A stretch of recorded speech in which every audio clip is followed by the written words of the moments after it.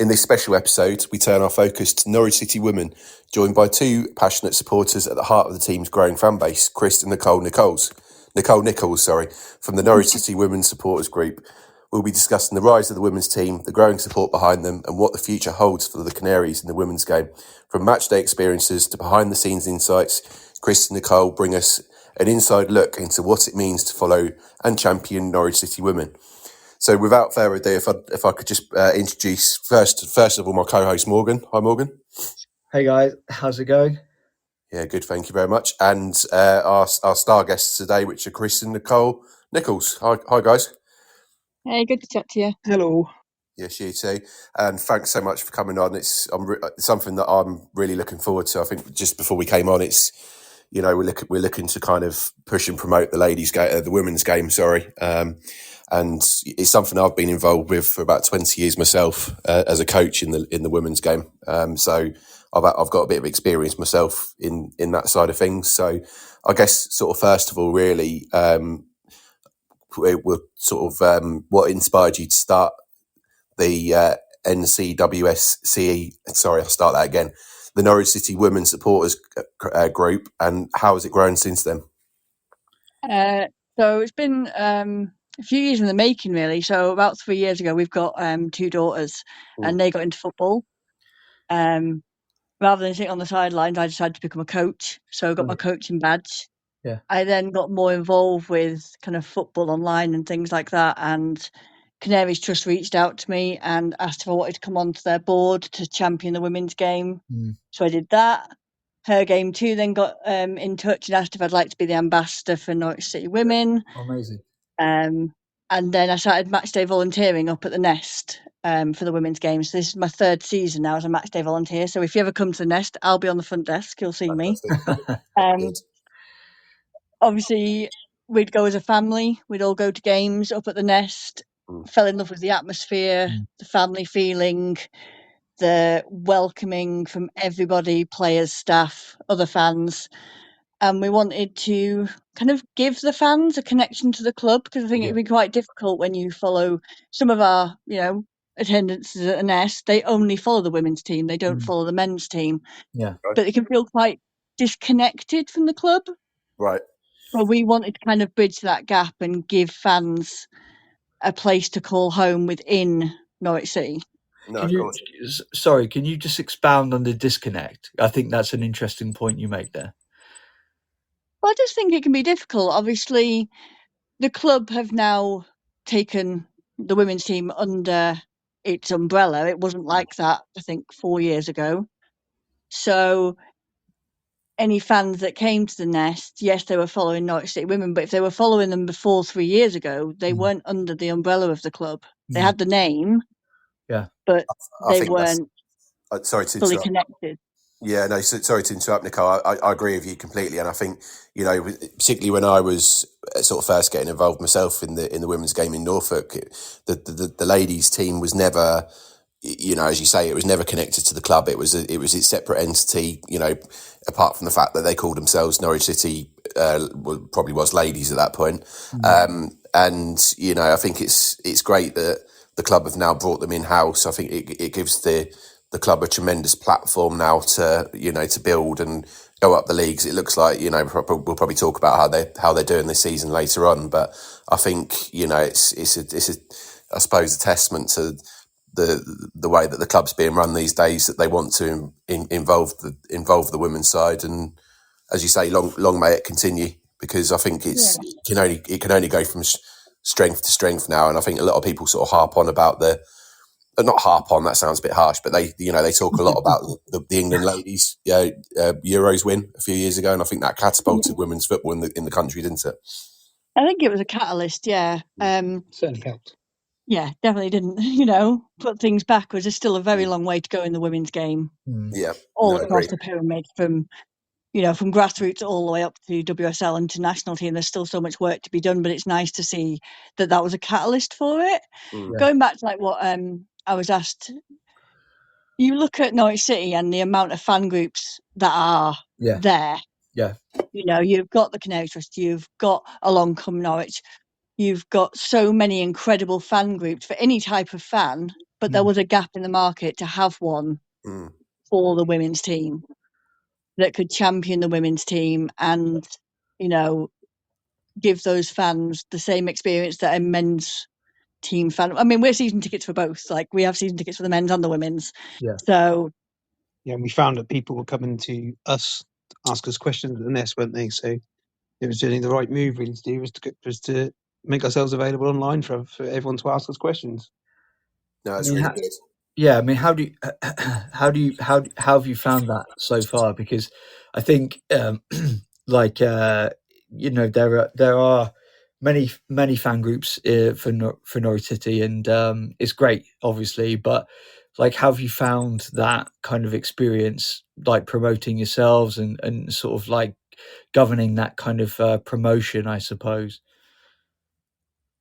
It's not easy, is it? no, I think between us. So Chris handles our Facebook and our Instagram page.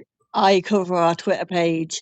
Obviously, the women's fans know who I am because of my presence at the nest, because I work on the ticket desk, because I do her game too, because I'm on the board of the Canaries Trust. So I was getting people coming up to me constantly or messaging me, asking me questions. Yeah. So and then they'd know that Chris was always at the nest. They would go up and ask him questions, so kind of formalising it in a way that we could separate it from just us and make it something more and involve more people. I think was the right way to go about it. One, so that we didn't burn out, but also that you can reach out to other fans. And if I don't know the answer to something or I need some help, we've had fans collate stats for us based on the women's game. We've had, it gives us more to put out to fans than just what we know. Yeah, I mean, I think me and Jez will probably agree that we've we've been in a similar situation with this podcast. It's sort of just reaching out to fans of the club, but in all areas of the club, and it's a really privileged position that we find ourselves in, that we can talk to all areas of the club and try to, I suppose, spread the message of goodwill about the club, if you can call it that. Yeah, I'd agree with that. I think it's something that we're really passionate about, and not just the women's, but yes, the women's, but not just the women's. We've contacted the cerebral palsy team and various other teams that the CSF support. It's I think it's a wonderful facility, the Nest, and I'm really looking forward to being able to come down and watch the women's at some point. It's something I haven't. Funnily enough, I live in Nebworth in Hertfordshire, and I was looking to go and watch them at Bedford a few weeks ago, but the weather was just so poor. And then I think the game got put back, didn't it, to like a half. Yeah, we were there. It was went to 4:30 kickoff. Yeah, it was cold. And I was going to bring my 3-year-old boy along, and it was, as you say, it just wouldn't have worked, unfortunately. But I will come and see them before the end of the season. And I think I said to you, Chris, that there was two of the girls that, or at least two of the girls that played for them. Natasha Snelling still plays. She was her cousin was a bridesmaid at my wedding. And in Hertfordshire, and then Katie Knight, so I used to work with as well. And I think, did you say you went to go and watch her on Sunday? Yeah, we went to watch her. It was weird seeing her in a Wroxham shirt. Yes, it's a shame if I think she's worked. It wasn't blue and white though, so it was okay. Yeah. But Katie's got a fledgling career in the Norfolk Police, so Yeah. very, very proud of what she does. But Morgan, I think it's time for the next question, sir. Yeah, no worries. So how did you both become Norwich City fans? And what are your earliest memories of the club?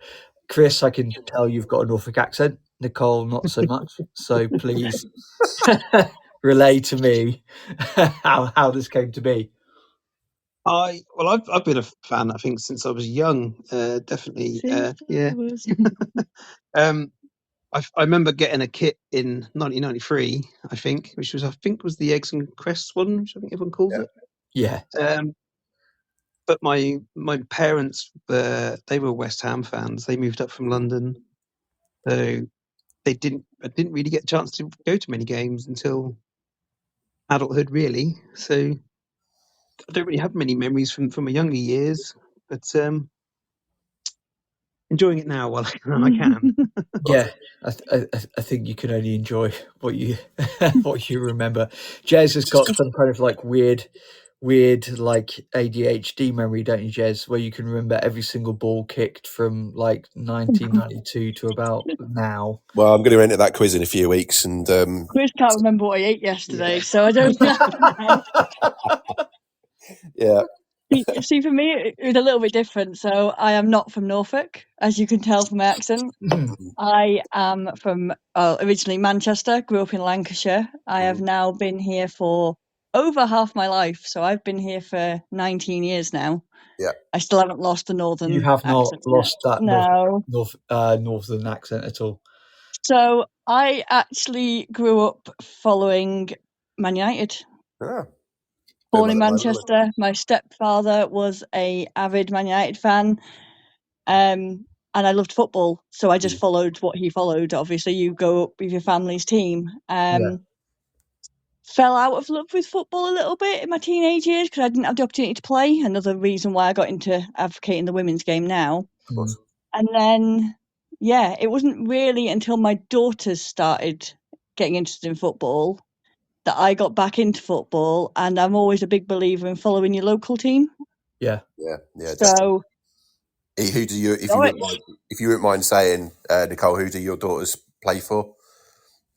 So I actually, me and Chris, we coach our youngest daughter's grassroots team. She's only 6, so they are under 6s at the minute. It's for Cossey. Emily currently doesn't play, but she has been involved in the Pan Disability at the CSF. Okay, yep.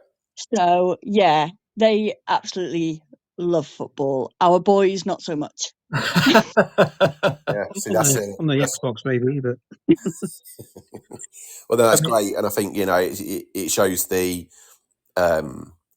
level, perhaps, and I think you alluded to at the start, Nicole, the level female football is now, but it's still got a long way to go. But I think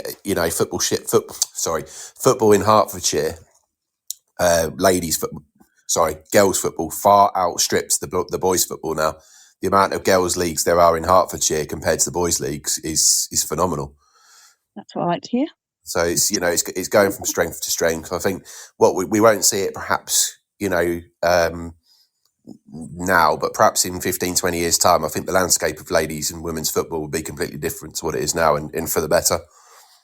Yeah, absolutely. One of the reasons I do what I do and get so involved is I want my daughters to have all the opportunities that I didn't have because they weren't available. Yeah. No, definitely, and fair play to you. And I think, I mean, when you were growing up, and I wouldn't, I think I've placed you perhaps a similar age to me and Morgan. So sort of. Oh, we're trying to guess a woman's age. That is. I was a bit dogmatic with that one, wasn't I? So I mean, sort of, you just explain what it was like growing, because I can remember what it was like growing up, and in terms of football opportunities, but quite understandably, I probably couldn't say that from a female perspective. But if you could just describe what it was like in our age bracket. So I played football in primary school. Mm-hmm. Was part of the mixed school team.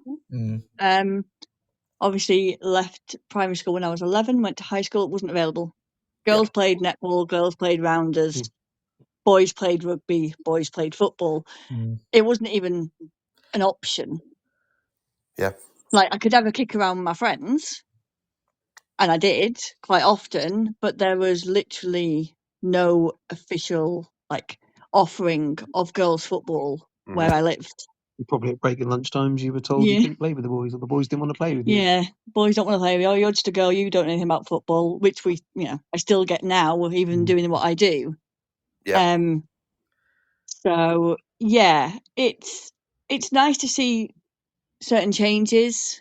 My girls still go to school sometimes, and boys, being young and not having been taught correctly, will say to them, "You can't play football. You're a girl." And I take great pleasure when they run circles around them because they can play football. So yeah, the thing, the work that we do in coaching our daughter's team and giving the girls an equal access and equal opportunity to football is so important, and that's the only way that we're going to get equality is by giving girls the option. Yeah, of course. I mean, I think that there is a deeper question here about privilege and societal kind of understanding about those sort of boundaries, and I think that we are coming into a new era, hopefully, as a society to kind of break those down. But I still think there's a long way to go. I mean, without sort of labouring the point, my mum is a good friend of Todd Cantwell's mum, and Todd Cantwell's sister. She's a prolific female footballer, and I think like she's had dealings with Norwich or the surrounding area, and that kind of like that sort of groundswell and understanding of female football players and where the trajectory is going, hopefully will kick on and filter down into the sort of, I suppose, the the fan base and the sort of grassroots of supporting a club as community based as Norwich. Yeah, absolutely. I mean, you can see the attendances for the Lionesses, you see the attendances for Arsenal and Chelsea at the Emirates and at Stamford Bridge, and you can look at those numbers and go, wow, women's football is huge. You go down a few tiers and it's night and day. Yeah. If an Arsenal fan can go and support the women's team, why can't more at our level go and support their women's team? And I think just because they're not quite at the level yet, they need the support there to help. It's not the be all and end all, but we all know that a decent crowd spurs on the team. It does. I think any money they make at the door goes back into the team, doesn't it? So. Yeah. I think as well, Nicole and Chris, I think that'll come. And I think as soon as the girls, and it probably should come now, but I think as soon as the girls get to a certain level, there'll be more games at Carrow Road. There'll be more interest. There'll be more interest from not only the grassroots girls football teams that go and watch, but I know there's more that do go and watch, but there'll be the interest from some of our more shall we say hardcore fan base as well. I think that's certainly something that would be great, and I think it would be great at some point. I don't know if you two agree, is to have a women's game and a men's game almost played on the same day. It's something that I've spoke to people around the club before about, and I know it's happened at WSL clubs. I think Tottenham have done a back-to-back game. It's more so, I think it's logistics and things like that that can be quite difficult. But yeah, I would love to see it, and I do think it would be good for the game. Yeah, I mean, anything like that is always good for the game. I mean, it's hopefully it's evolving. You can't ignore that fact anymore. We're not in the 1970s and 80s anymore, and I'm sure by me saying this on this podcast, I'll receive pelters. Hopefully, don't get any hate mail. But you might want to tell people on Twitter that we're not living in the 70s because some of the comments that I get, you'd be surprised. I'll look forward to the hate mail because I'll die on the hill. I don't give a shit. Like, fuck them. But I'm serious. Like I just can't. I can't stand that archaic attitude. We are, like, as a society, we're ever evolving, and this is all part and parcel of it. So I'm with you, Nicole. So fuck them. Yeah, look, I think I'd probably be a little bit more diplomatic than that, I have to be very careful what I reply to on Twitter. Yeah, me too. As someone, as I said, as I've alluded to, I don't want to go on too much about my experience in the ladies' game, the women's game. Sorry, but I see those comments on Facebook and X, and if a ladies football team post goes on Facebook, within minutes it's like, oh, they should be in the kitchen, or the standard of goalkeeping is terrible. I saw one the other week where it was an error where the goalkeeper's gone to kick the ball, and unfortunately it's gone underneath her foot and gone into the back of the net. But I've seen that millions of times in the men's game. Brian Gunn famously did it, didn't he? Exactly, and you just see it, and they don't get the same. You might get a few sort of laughs and stuff if the bloke does it, but you don't get those comments that you get in the, you know, it's just not on. Like that's someone's daughter. Yeah. So yeah, I just think, you know, I think when you alluded to earlier on, Nicole, we've got a long way to go. I think that's certainly one of the things that needs to improve. And But certainly at our level, they don't get paid either to play. So exactly. they get win bonus, I think. So it's about it. Yeah, it's a passion. They do it for the passion. Yeah, exactly. And the it's, game. you know, these aren't, you know, these aren't girls that are just, they work really hard for it. The point I'm getting at is I know how hard they work, because obviously I know how hard Katie had to work for it, and it's fair play to them. You know, keep doing what they're doing, because what are they at the moment? Second or top of the league at the moment? Second, I think, at the minute, yeah. So only by a point though. Same points as Cheshire, I think, isn't it? They've got every chance, chance. So moving on then? So what's been the most rewarding part of running the group, the supporters club? Helping people, I think. Yeah, it's just information. A lot of people I found that aren't on X, and they're on Facebook, and the club don't put the information out on Facebook. So just us posting on Facebook gives people the information they need, even about what games are on this coming weekend and things like that. Then they're getting it from us, not from the club. So one of the things that's made me happy lately is we've just introduced a waiver flag up at the Nest. Okay. So it's our flag, it's our logo with a Her Game 2 logo on it as well. Mm-hmm. We approached the club and said, look, we'd like to do this for the team. We'd like to have, you know, a waiver. Can we have it on the pitch? And we just randomly pick a fan every week. So only 3 games, I think, now we've done. And to see, it's been like girls aged between 10 and 16, I'd say, at the minute. Yeah, last week against Sudbury, she was so happy to be on there. Like, to see their face getting to stand on the pitch if their team walks out and wave that flag. Yeah. That's why we do it. Yeah. I mean, growing up in Norfolk, coming from a place called Durham, I grew up listening to punk rock music, and it was very much a case of sort of DIY attitude and kind of just knuckling down and getting on with it and fighting the system, as it were. Do you feel that's the sort of similar kind of thing? Like, you know, I know that the system shouldn't exist, but it does, and you know, you're having to like really prove yourselves in a way. What's your thinking on that? I think I'm really bad for it. If I get an idea in my head, I'm just going to go with it. Chris is laughing at me right now. I am quite stubborn. So the whole reason I got kind of thrust into football was I went on X 3 years ago and I said it was disgusting how I was sat at a men's game. The women were playing the next day and there was not one mention of it. And a Canaries Trust board member, Sarah, messaged me and went, we need you. We need someone like you. Yeah. Because 100%. It just takes people to stand up. And as soon as I was given a platform to do that, I then see it as my responsibility to use it. Yeah.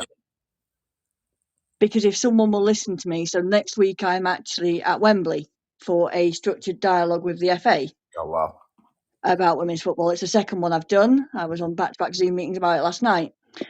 And people are giving me this platform to use to speak on behalf of fans, not just of Norwich, of the whole kind of tier system that we're in. Yeah. And if I didn't do that, I'd feel like I'd let the fans down. I think that's amazing, first and foremost. And it's carrying the weight and carrying the message of ladies football and women's football, as I should say. I think it's excellent. And as I said, long may it continue. I think, Morgan, have you been to watch any of the ladies' games, Morgan? No, because obviously I've been between London and Durham, so. We play a lot of games in London. You can definitely get to one. Yeah, we'll have to do that, Morgan. We'll go down to. I think is it Actonians in your league?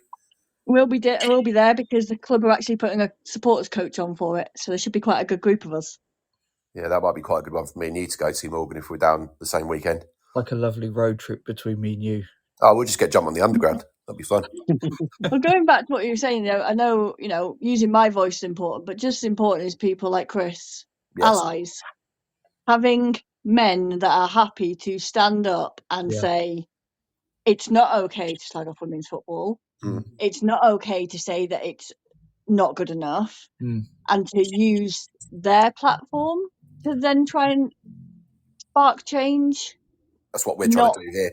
Yeah, exactly. Yep. Like using your platform to encourage people to, give women's football. It might not be for you. I don't like golf. So I don't watch I it. hate golf. But I don't go and slag So- people off who do want to watch it. I fucking hate it. And I don't give a shit if anyone listens to this. I don't I'm getting have to pelters like for it. everything, but I also don't have to tear down people that do and tear down the people that participate in that. Because it's not just saying women's football's rubbish. Yeah. There could be a player that spent 12 years of their life training and training and training, and you're telling them they're not good enough. Yeah. Yeah. It's bullshit. Which is why I said about the punk rock thing. We are, Chris, yourself. I mean, if you can expound on what Nicole just said there about being a supporter, that would be great. For me, what was it I said to you? I'd like to, not, of course, I can't be her Game 2 ambassador because I'm not female. But what's the title they give to advocates? Her Game 2 advocate. I'd like to become. Yeah, it's important. If I said to someone at work the other day, "Oh, I go to the women's games." He's like, "Oh, I don't watch that shit." I was like, "But it's not. You go and watch games, then you'll change your opinion on it." Yeah. I'll tell you what as well, we talked about social media earlier. I think classic example for me is when you have the Wimbledon tennis championship on. If you go and look at a ladies tennis, I don't know if you call it like a social post, I suppose. You don't see the level of abuse on there that you do with you don't see Venus Williams doesn't know how to hold a racket properly and stuff. Do you know? Oh, they should play on smaller tennis courts. You don't see that, and I think that's just, that's where we're at. I think it's such a male, and rightly or wrongly, it is a male dominated field, I suppose, which we need to break down. Yeah, I mean, we had this. People need to remember that women's football was bigger than men's football till the FA banned it. Yeah, exactly. The FA banned it. And unless you know your history and you're uneducated about it, you don't have the right to say anything. If you actually look into the history of it, which I'm sure you guys have, this is just kind of a generalisation on people that go, "Oh, well, it's a men's game." Yep. But it wasn't. No, I think during the 40s, Nicole, you might correct me if I'm wrong, but wasn't there a game at Wembley that they had an attendance of over 100,000? Yeah, and the fact that it wasn't controlled and the FA couldn't make money from it, and all the money went to charities, scared the FA and they banned it. Yeah, yeah. For about 40 years, if I remember correctly. I think it was closer to 50. It's a lot of years. Yeah, I remember one of the girls or ladies played for my team in Luton. She was an incredible woman. She was playing to the age of she must have been 62, I think she was, for me. And this is a women's side, and she was coming up against 16-year-old girls, but she didn't take any prisoners, let's put it that way. But I think she was around that time when it got reintroduced and played for England, one of the England teams. But I talked to her, or talked to her because she doesn't play anymore, clearly. But she remembers those times and just remembers it coming back. I think there's a brilliant documentary on ITV about it as well. I think it's important for all fans to understand the history and where it started and the people that paved the way. Yes, the Lionesses are incredible and winning the Euros was amazing. Yeah. But there was a lot of people that paved the way for them to be able to do that. And the World Cup final as well. And they might not have won it, but they were there. Yeah. I remember listening to that guy coming back for a Norwich game because it was about a 10 o'clock kickoff in the morning, wasn't it? And, yeah, we were at AFC Sudbury. It was Norwich women's first game of the season, and we watched it in the Sudbury clubhouse before kickoff. That's right. Remember. Yeah, Morgan. I think it's time for the next question, sir. So, how do you see the growth of Norwich City women in recent years, and what can be done like further to support them? Oh, well, the numbers have definitely grown down there, haven't they? So you work on the door, so you know the numbers. Yeah, so this is my 3rd season on the door. And first season, we were getting around 100 to 150. Yeah. Then we tend to get over 300 every game now. A lot of them being season ticket holders, which is incredible now. Like, the season tickets have definitely increased the last couple of years. Obviously, the Carrow Road games, we get many, many more. Yeah. You couldn't get that many people at Nest even if you tried. The season ticket's only £45, isn't it? Yeah, £45 for a year. Like, Wow. one of the big tells for me was last Tuesday night. So obviously the men were at home, the women were also at home. Mm. That's a sticky subject for me at the minute, one I'm not very happy about. And I counted probably at least 10 fans that had season tickets to both but chose to come to the Nest. Brilliant. Which never would have happened before. Yeah. You know, our fans at Norwich City Women, I know all Norwich fans are loyal. All Norwich fans are an incredible group of people. I think if you meet a Norwich City Women's fan, we're all fiercely loyal, whether we're men's fans as well, because we understand that we're not going to be missed in a crowd of 26,000 people. But the players know who we are at the Nest, and we'll be missed if we're not there. Yeah. That's great. We're usually the ones making the most noise. You are normally the one that's making the most noise. What are the sort of the songs that I assume you sing songs? Are they sort of very similar to what we'd hear at Carrow Road, or have you sort of formed your own songs? Yeah, we use some of the classics, but we also have player-specific ones. I'm a bit gutted that Katie's left because I loved her chant. We had Katie Knights' Magic, and it worked really well. Yeah. Obviously, we've got Sarah Quantrill, and she used to play for Ipswich, so she hates Ipswich. Snelling's on fire. Yeah. Snelling's on fire. Yeah, so we try and make as much noise as we can.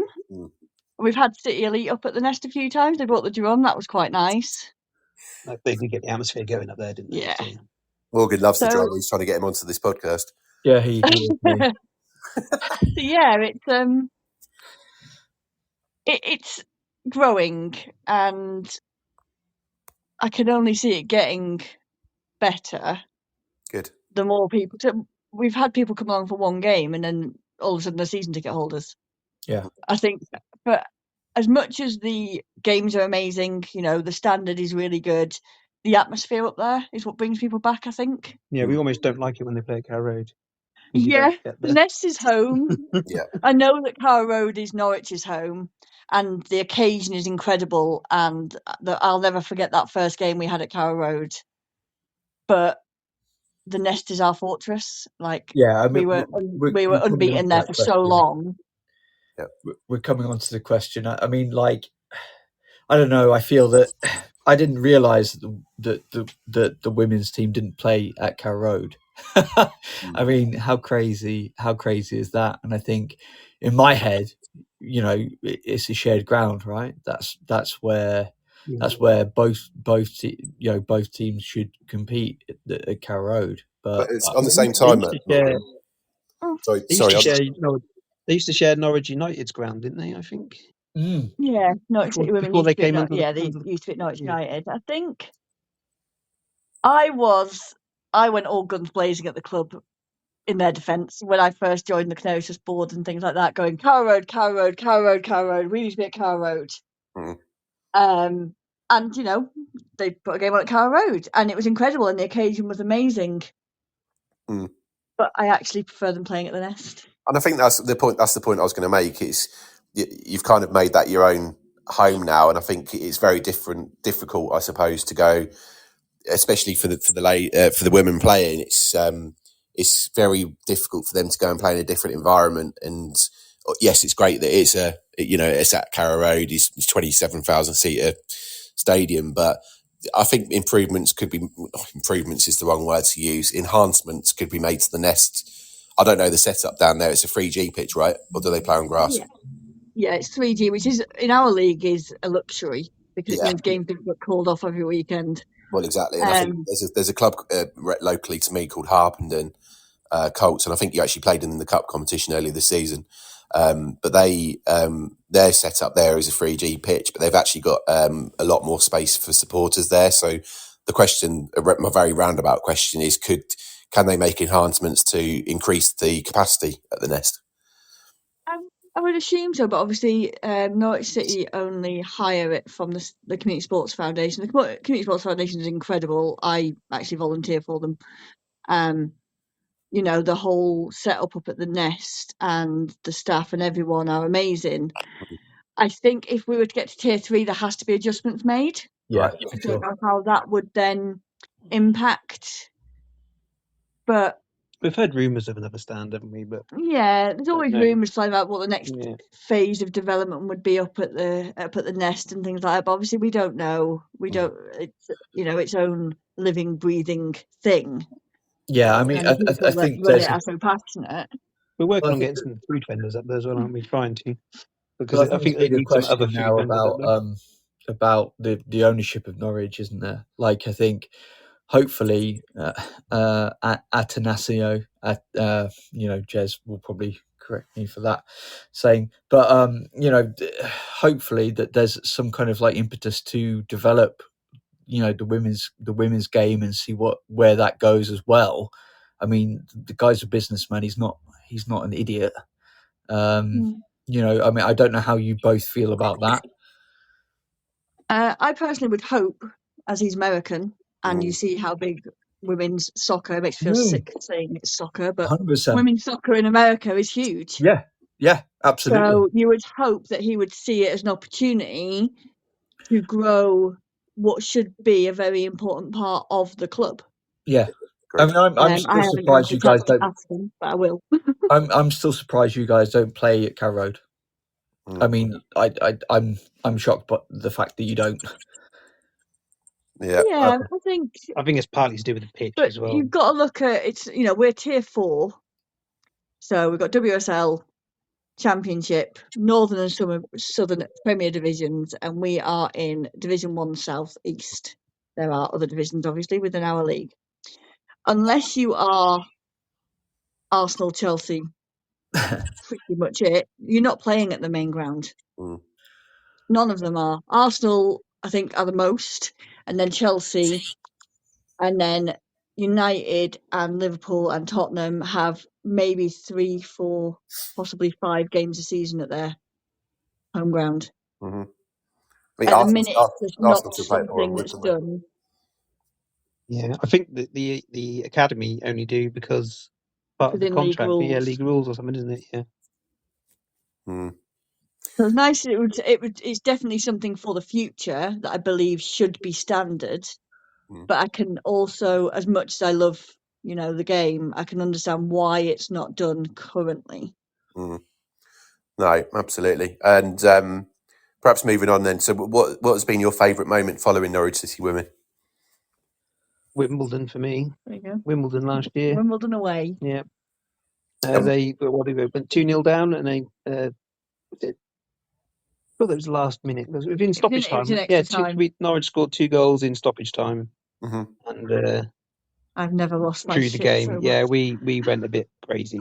So, for a bit of context to that, last season Wimbledon actually got promoted ahead of us. Right. We were undefeated all season till the last game of the season, but we dropped too many points in draws. And it was still very much on the table about who was going to get promoted, but Wimbledon were ahead of us. So when it was the first time the club had put a supporters bus on, we had a coach full of fans that went all the way down to Wimbledon. We'd stood through 90 minutes feeling really dejected and really low because that was going to be our season over. Yeah, I think if we didn't win, it was season over. That's being a Norwich fan. Two in extra time, and it felt like a win. There are some draws that feel like a loss. That one felt like an absolute win. All the fans went crazy. The players went crazy. Everyone was singing all the way home. Like it was one of those moments in football I'll never forget. And I don't think I've ever. I caught my breath for about 2 days after it. I didn't have my voice for 2 days after it. That's really That's good. normal for a game. Yeah. And then there's the girl. Was it like the last game? I can't remember who it was he played, but didn't she score a last minute goal as well the other week? I'm sure it was a last minute goal. Maybe it wasn't. It was certainly within the last knockings of the game, wasn't it? I remember because it was Had 1-0. two very, very close last minute results, haven't we? Mm. Yeah, it all gets a bit tetchy. I think no, that's really good. I think, as you said, it's great that you had the supporters group. Sorry, the supporters coach going down as well. I just think that's such a great experience, and certainly something that I remember using when I was living in Norfolk and sitting on a coach for 4 or 5 hours. You sort of build up a bit of a rapport, don't you, with people on that coach? And I'm sure there was some songs going on, etc., on the way down. Well, we had Katie's parents on the coach, Oh, so brilliant. they got a rendition at Wimbledon, of Katie Knight's Magic as soon as they walked back onto the coach after that game. So yeah, we've actually got. You might want to, plug it. We've got supporters coaches provided by the club for our last 2 away games this season. So that is Tonians. You guys can say it. It's okay. Plug those coaches. Yeah. Get them full. Like, we want to have more options for away travel. This will actually. So we only had 1 last season. There was no one the season before. This will make 3 for this season. Brilliant. So it's on the up, and if we get them full, we're more likely to get more of them. And they do subsidise it as well. The club have been amazing in subsidising it to make it affordable for fans, especially because a lot of our fans are family groups. Yeah. So when you're looking at 3, 4, in our case, 4 people from the same family wanting to go, it can obviously get very expensive. But men's fans were all used to that already. But to make it more accessible, the club have been really good at subsidising it so far. So, get them full, and hopefully we can get some more on for next season. No, definitely. It's good. Morgan? I mean, following on from that, it's perfect segue. Jez, you're a genius for coming up with these questions. Thanks. This guy. How do you think the club could improve the match day experience for the women's game? I think a little bit of entertainment at half time. Yeah, half-time entertainment would be nice. I would just like to point out the match day experience at the Nest is impeccable because I am one of the volunteers and it's amazing. So, just put that out there already. I mean, it's difficult because we've had things go on up at the Nest. So we've had like face painters and things for the kids, and they make it an occasion. You'll obviously, if you would have seen the games at Carrow Road, they always make a very big affair out of it, which is amazing. I just think, little things like, have the halftime entertainment, like you get at Carrow Road. Yeah, but we've complained about that recently, haven't we, Jez? About the half-time Carrow Road entertainment. It's been pretty shit. Yeah, I think the crossbar challenge has had its day. I think they should have more kids on the pitch at half time doing 5-a-side games. We've always just said like that. To see a woman do the half-time crossbar challenge. Yeah. I've applied just putting that out there, but it's never been. There was a girl the other week. Okay, we'll get in trouble for this. It's fine. I missed that game. We missed the Tuesday night game, didn't we? So yeah, probably then. There was a girl the other night. Maybe. And I missed it. Yeah, she was quite good from memory as well. I think she at least hit one. I'm sure she hit the crossbar. Oh, make me so proud. Yeah. Proud of your woman. So I think it's just like, the Nest, the facilities are great. There is food available, but I think we'd need like a chip van or something quick and easy. Everyone likes chips at the football. Yeah, Jason's up there. So if you're a pie person listening to this, get down to the Nest on Women's Match Day because you will please everyone. Definitely. Yeah, I think it's just it's little things like that just to enhance it a little bit. We have a great team of stewards, great team of volunteers. We have a laugh. We have a joke. If you ever come to a women's game and you see us on the ticket desk and we're dancing around, it means we've hit a new attendance. We click people in, so we keep a track on how many attendance we got. And I remember the first time we ever hit 300, we basically had a little dance party because to us it means that much. Yeah, of course. Like we want to see it progress. We want to see it do well. So we're invested. They But I could mean, also do it with the scoreboard that's what I up was there saying at to you time. earlier about like it, like being a bit punk rock, like DIY, kind of just actually giving a shit, you know, and having fun. And that's what I remember from going to punk rock shows. It was just like everyone was always there having a good time. You know, there wasn't this seriousness about championship promotion or Premier League stability. It was just having a good time, you know, watching good football, good sport, or like good music in this case. But you sort of see where I'm coming from. Yeah, it's it needs entertainment up there. At half time, it just needs something. Well, and the queues as well, aren't there? There's a lot of queues because there's only the one cafe. So Yeah, I think it can be a little bit because they do create good coffee and good hot chocolates and things. But obviously, it's not quick service, so fans can be waiting a little while. Which at the minute is probably more manageable, but if the crowds increase, it probably wouldn't be. Have they given you a maximum as to what they could cope with down there? I think we've been told that the official capacity for the pitch that we play on is 999. Right. Okay. I so think that would be a bit of a crush. Yeah, I'd question that. We've had 500 and something up there, and it was cosy. Yeah. There's only one bit sheltered as well, so obviously, and you can only stand 3 sides of the pitch. Right. Yeah, that'd be a challenge, and definitely. But no, I think that's something that, as I said, about sort of alluded to before. I think they'd probably need to look at whether they could. The club would obviously have to support the CSF here, but to look to increase the capacity. But one question that I must ask because I'll forget: do the ladies have access to the facilities at Colney? Yeah, they do. Yeah, Amazing. They do now. they train there 3 times a week, I think. Yeah, Brilliant. That's good because it's a big step. it is, and it's a world class facility, isn't it? So the girls being able to use that it's only a good thing, isn't it? It's only going to help their development. 100%. Yeah, I was up at Colney the other week, so my daughter was on a wish day with the CSF. So we went up to Colney and we got to meet the men's first team and things like that. And what made me laugh is every player and every coaching staff asked my daughter who her favourite player was, and her first response was men's or women's. And it was actually Glenn that came up to her and asked her the same question, and she said men's or women's, and he said to her, well, women's team, who's your favourite women's player? And she said Freya Simons. And he went, oh, well, I quite like Hope. She's a really good player.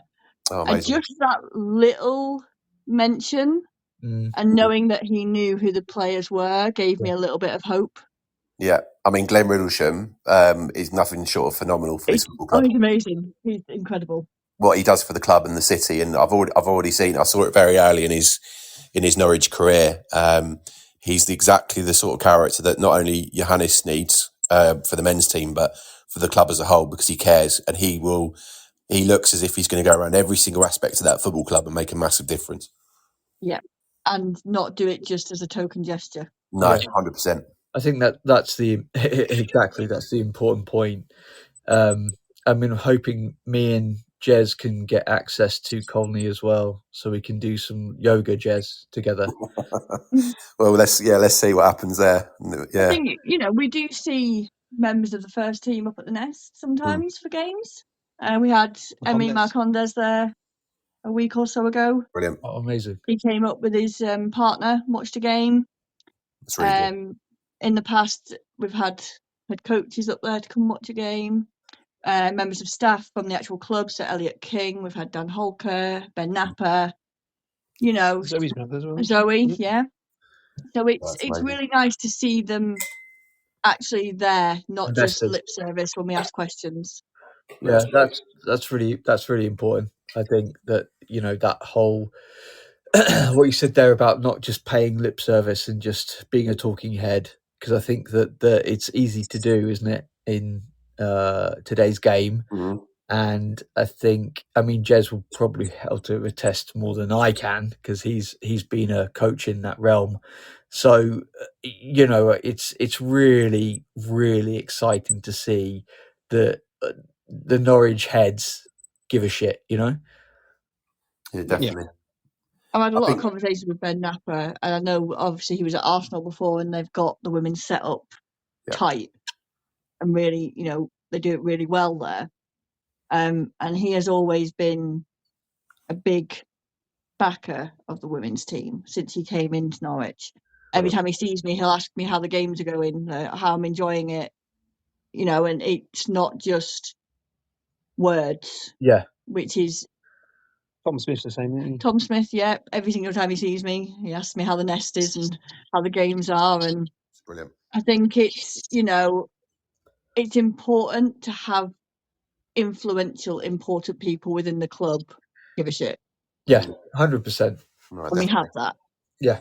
Right. I mean, it's only going to grow from strength to strength, and I think that maybe I'm going to be blunt here, but maybe we as a club haven't had that the last however many years. It's been something that's sort of bubbled under the surface, but until now, it's been taken seriously. How do you both feel about my brusque comment there? Yeah, I think none of us really know what is going on behind the scenes, but I think the club need to be more forthcoming with what they expect and what they hope to achieve. Yeah. You can always say that, can't you, about the men's and the women's team? Yeah, that's not just that's not just a women's information thing. out. That's I mean, we are.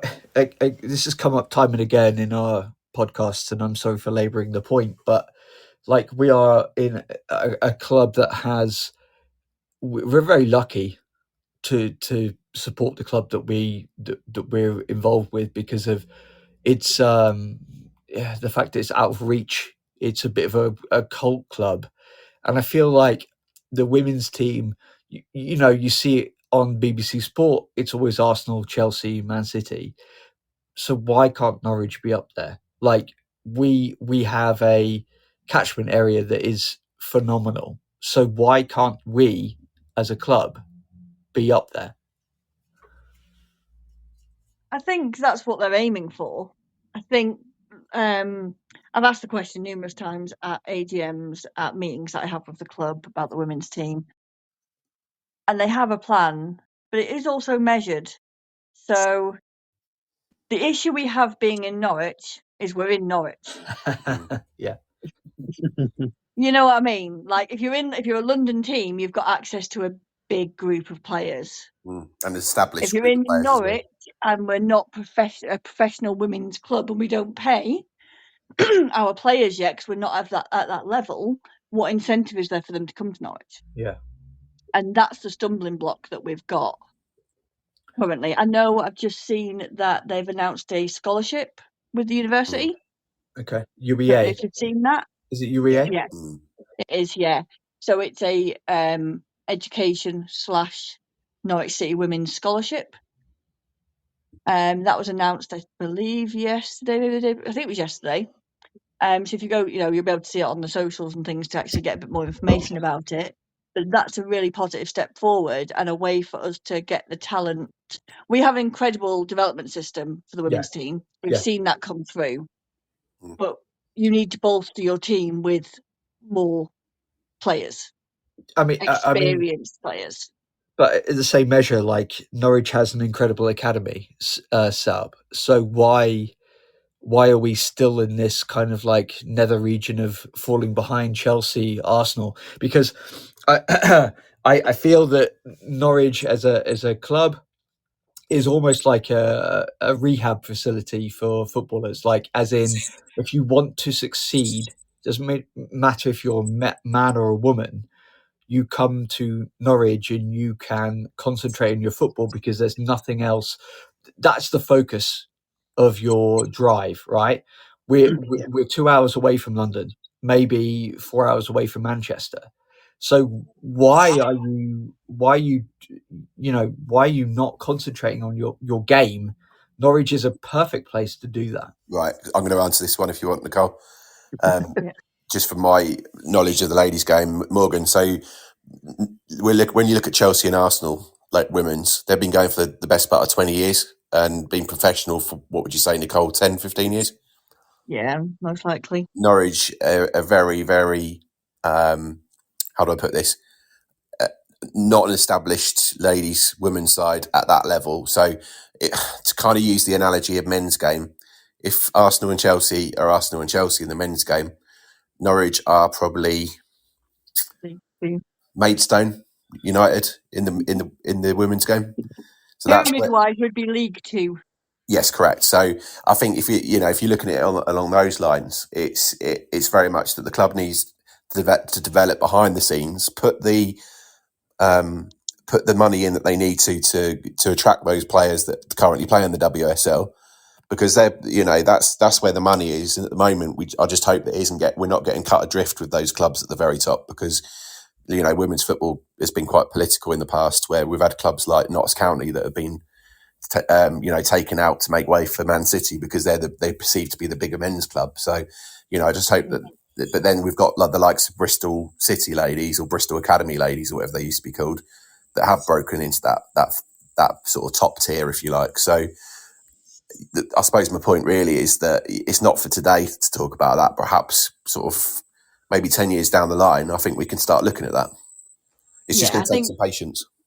It's a money thing as well. It's very much a business, isn't it? So WSL clubs have money because they're on TV, sponsorship deals. Yeah. So I don't know if you're aware. So the Tier 1 and 2, so WSL Championship, are run by the WNPLL now. They are not run by the FA, whereas Tiers 3 and 4 are run by Women's National League. And then 5, 6 and 7 are local regional leagues. So our local one here is the Eastern Region Women's and Girls League, I think. Yeah. So unless you are in the top 2 tiers and you're getting on TV, just like with, men's football, if you haven't got the TV money and you haven't got the sponsorship money, you're not going to have the money to attract players. A player from the WSL is not going to drop down to Tier 4. A player from the Championship is not going to drop down to Tier 4. You may get some movement between Tiers 3 and 4 because they're quite closely linked. But again, they're going to more likely go to London-based clubs. Yeah, exactly. It'd be like Erling Haaland signing for Swindon Town. Or not, Jez. Yeah. Exactly. But, I think... You look at Holly Kennard as well. She cut her holiday short, didn't she, to play for Norwich or play against Norwich? Because she wanted to be seen by Norwich. So it does happen. So Holly Kennard was at AFC Sudbury. Right. Beginning of last season. Actually, the game that I was telling about was the World Cup final. And we went to that game and we watched Holly play for Sudbury, and we both looked at her and went, she'll play for Norwich. Brilliant. And they signed her. Yeah, they need to sign her up. And they did. But she was actually supposed to be on holiday for that game, but came back and she wanted to play in that fixture because she wanted to be noticed by Norwich, because in East Anglia, Big club. You've got the Derby still. It's the biggest club. Sorry, who's the bigger club? Norwich, obviously. Against who? In East Anglia. Against one we don't. Those who should not be known. The obvious one, Morgan. We're the parents that taught our daughter to boo every time we cross the border into Suffolk. She refuses to use the colour blue. She won't wear blue. Good. She's, she could sing on the Ball City age 3. So, we're parenting right. You are. So let's move on, because I think we covered question 7. So question 8, if you could see one change in women's football over the next 5 years, what would it be? Oh, I don't like just picking one. Oh, that is difficult. Top 3? More exposure. Yep. Yeah. So for me, basing it on Norwich, more exposure at men's games about women's games. Yes, they have a bit in the programme, but who buys a programme? Not as many people as used to. They may have something up on the screen, but it needs to be announced. Or internet based. Get it on the loudspeaker. Get it on the, they social have media. Players, like posters outside the ground, outside the club shop. You've got the presence now of your women's team being part of the club. All it takes is for you on a Saturday game to go, Norwich City women playing at the Nest tomorrow against whoever they're playing against. Don't they do that? So, yeah. No. That's something straight away that should happen. I mean, they announced so much stuff at half time. Yeah. Oh, it's Greg White who's the the gardener. It's his 80th this week. Jez, be careful what you say. That's why I said Greg White. But for me, it should be said you're right, half time, whenever. Yeah, the ladies are playing down there. Let's go and watch them. Yeah, exposure. I'd like to get rid of some of the kind of stigma of women's football. I think some hardcore men's football fans have this kind of stigma that I can't go watch women's football. I think that's unfortunately it's deep rooted in cultural, sociological problems, and this podcast, although it covers it to an extent, can't go that deep. So although I agree with you, it's another chat for another time, I think. Well, we're not going to solve it, Morgan, but I certainly think over time, we're talking 5 years, 5-year period. If we, as a society, can do that, then hopefully it can be done. I mean, there's certain things that are not acceptable to say these days, which I'm obviously not going to go into, but I think they're sort of, I don't even need to give any examples for this, but they're not said nowadays, or if they are said, it's very, very rare. Well, surely that could be applied the same to women's football. Yeah, I think to put it a different way, okay, put it this way: if 4% of the people that go to Carrow Road every single weekend went to the Nest, it would be at capacity. Yeah. 4%. But then the larger question is, like, the club should then advertise that. Oh, absolutely. And I've called them out numerous times on it.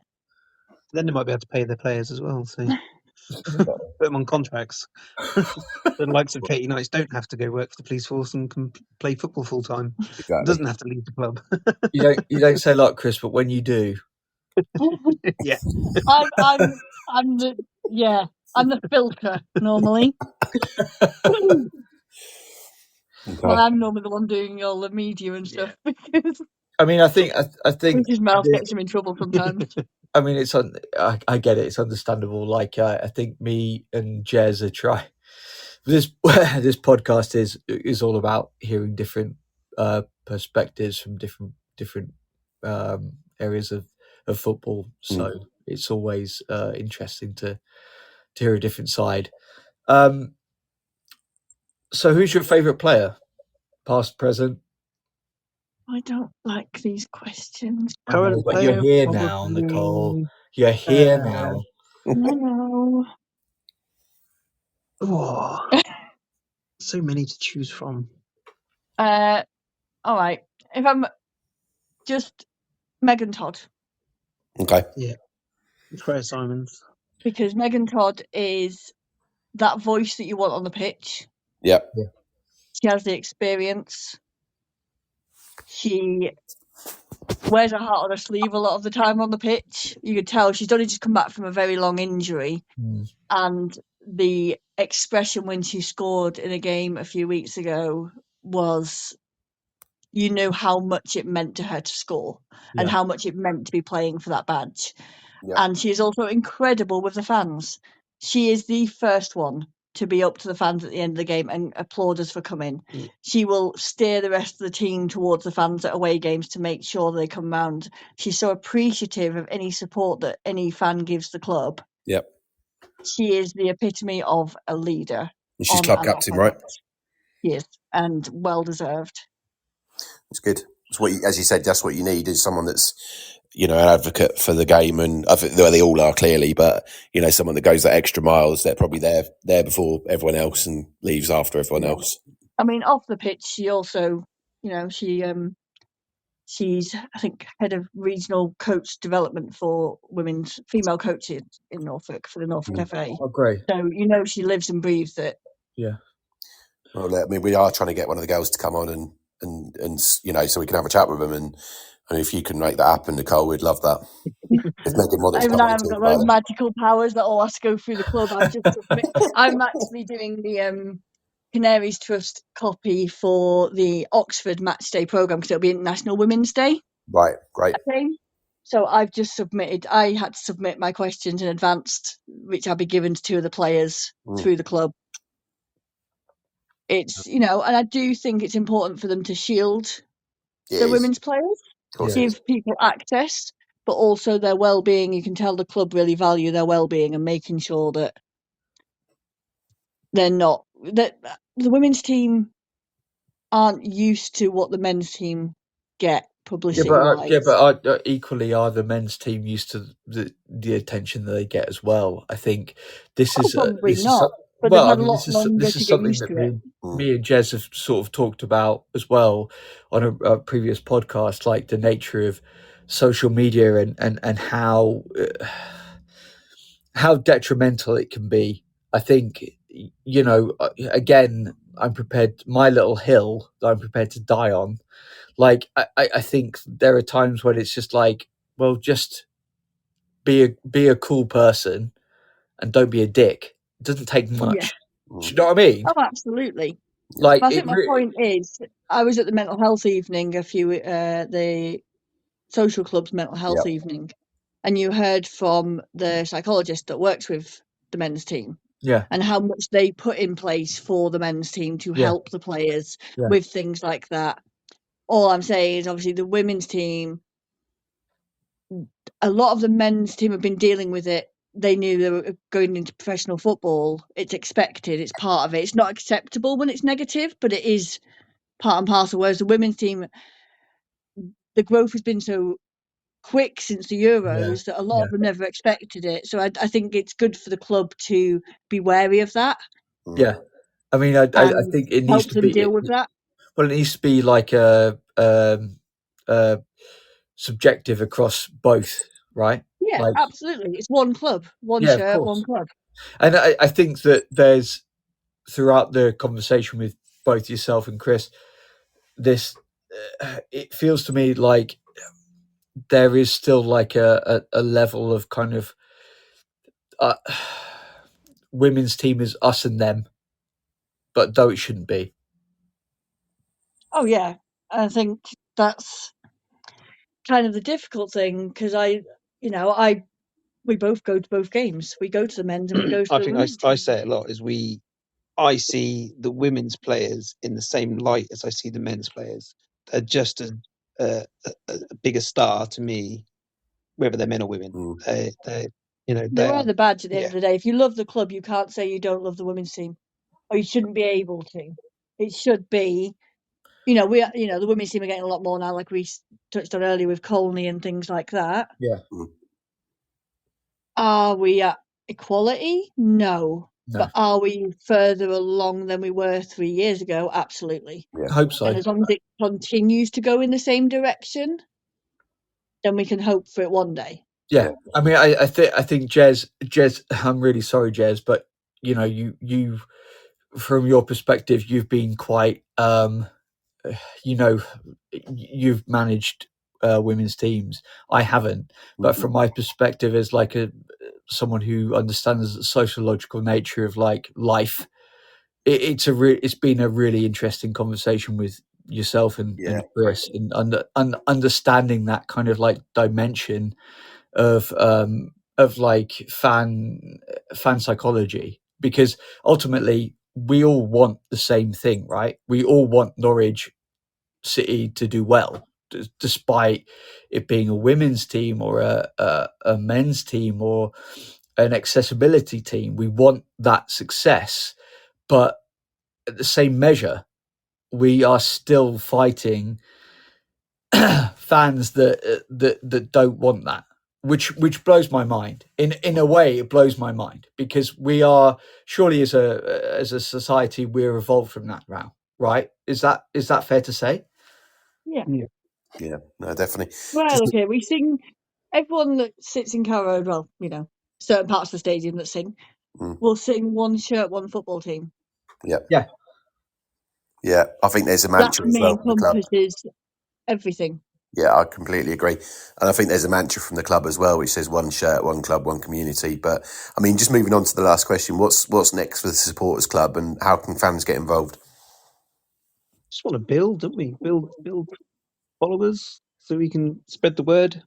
Yeah. Got two more here, so Yeah, we kind of want to, we want to also have like social events for the women. There's social events for the men's side of things and things like that. We'd like to hold things for the women's fans and give fans access to the club, or work on the club giving fans access to the club. Because I think we're in a unique opportunity in women's football that, because it's not new, but it's seen as new. If we could go back in men's football and make changes with what we know now in men's football, we'd do it for certain things. 100%. We've got such a unique opportunity with the women's game to not make similar mistakes. Mhm. And I think, our thing is to make the women's fans feel part of the club and make them feel like they've got a home. Yeah, I mean, I think that me and Jez covered a little bit of this in the Drew Broughton episode that we put out a few weeks ago. That I think men they have a certain sense of they have this certain kind of I guess there's this fear of being sensitive, and I think that also comes with, well, we should appreciate the men's football and we should throw out the clubs and do the community kind of things, but without really thinking about the women's game, because at the end of the day, surely they're both relevant, right? Yeah, I think if you come to the net, it's pretty much 50-50 on men and women coming to watch the game, isn't it? Yeah. It's very, very even. And I think Fathers with their daughters.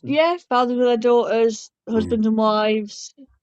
It is a very family atmosphere, which, it's quite nice, because you don't get some of the, not the bad parts of men's football, because I will give as much as anyone in a ground when I'm not happy about something. I've already had a warning at the nest, so Yeah, because you judged me about it. From Nicole, probably. Oh no, I No, got the email from someone at the club going, "Can I speak to your husband?" Great, thanks for that. That's lovely. But yeah, I get what you're saying. It is, but we're seeing so many more initiatives to get men to open up. Not be what society expects a typical man to be. Yeah, I know it's a difficult part of the conversation we've had. Same with Drew.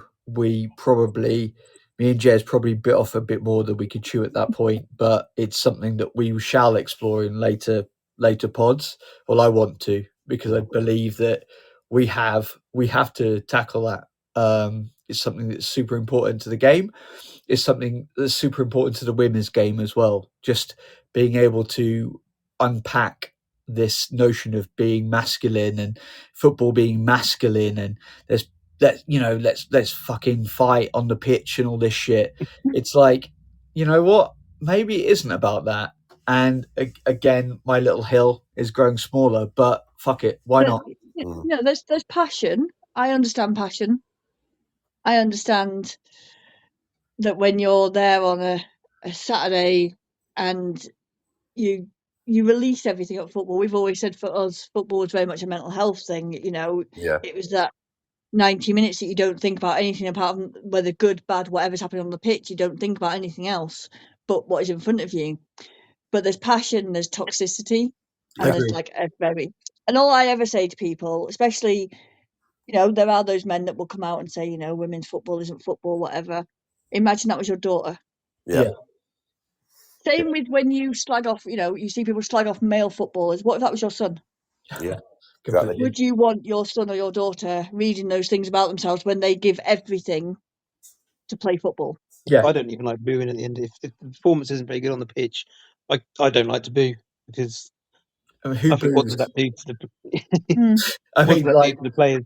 Seriously, who boos? I saw, the last game I saw, derby, it was 1-1 against Norwich, and I was scratching my head going, this sucks ass, but I didn't boo. No. It's also, you see, I would never publicly slag off a player for making a mistake online. Yeah, but Because it's too easy it's for not people gonna- to do though. And again, it's a wider conversation that we probably will have on this podcast at some stage, and me and Jez will get pelters for it, and no doubt hate. But you cannot tell someone online or regardless that they're shit. Imagine going up to someone in their workplace and saying, "You're shit." Oh, hey, dude! Like, what the fuck? Like, I don't know you. So why is that okay to do that online? No? Yeah. Guys, let's just before we wrap this up then. So, Morgan, are you doing your random question? Yes, I can tell Jez is wanting me to finish the pod with the random question of the week. If you're not used to it, it's me saying random question of the week. So I'll ask you a random question, which is, if you could form a diverse sports team internationally, what would that team be? In what what field and why? What if we could form a team? Men and women. Oh, I don't know.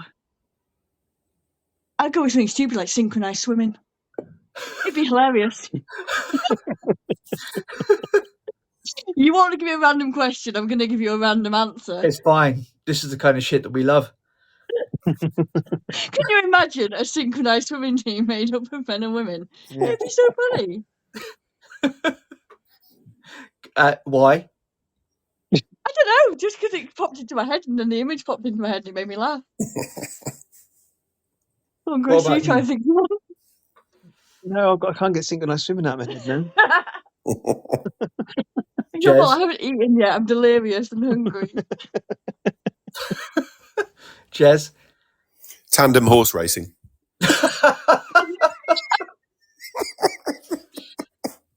That was a good save by you, to be fair. Yeah. That was a bit Partridge as well, wasn't it, to be fair? Usually Jez has no idea and he's like floundering for an answer and be like, that was good, Jez. Thanks. Mine Good. would be basketball, Good. like Harlem Globetrotters. Very good. Like that. Trotters and horse racing go hand in hand, don't they? So it's almost like we planned that. Hand and hoof, if you will. Hand in hoof, yeah. It's very true. Chris, Nicole, it's been an absolute pleasure. Thanks so much for coming on. Thank you very much. No worries. It just sort of finally then, if you got sort of the social media links or the hashtags that we need to follow, or any of our listeners need to follow. We've got a link tree with everything on there. It's linktree.ncwfc, and that's got all our socials, links to all our socials on there. Excellent. Yeah, you can pretty much find us everywhere: TikTok, Twitter, X, Facebook. Trying to cover all the bases. Yeah, we're pretty much everywhere. When we put this episode out, we'll make sure we put all those links so people can follow. So, Morgan, anything else from yourself? Not from me, bro. Okay. Well, if you can follow us on all of the social media channels, Facebook, Instagram and X, and you can now listen to the show on YouTube. Thanks everyone for listening. I've been Jez Davies. I've been Morgan Hewitt. And we've been Nicol and Chris. There you go. Fantastic. Thanks everyone. Goodbye. Cheers. Bye-bye. Bye. Bye. That was excellent. Thanks, guys. No worries. Yeah, so good. We'll be in touch with me and Morgan. We'll definitely.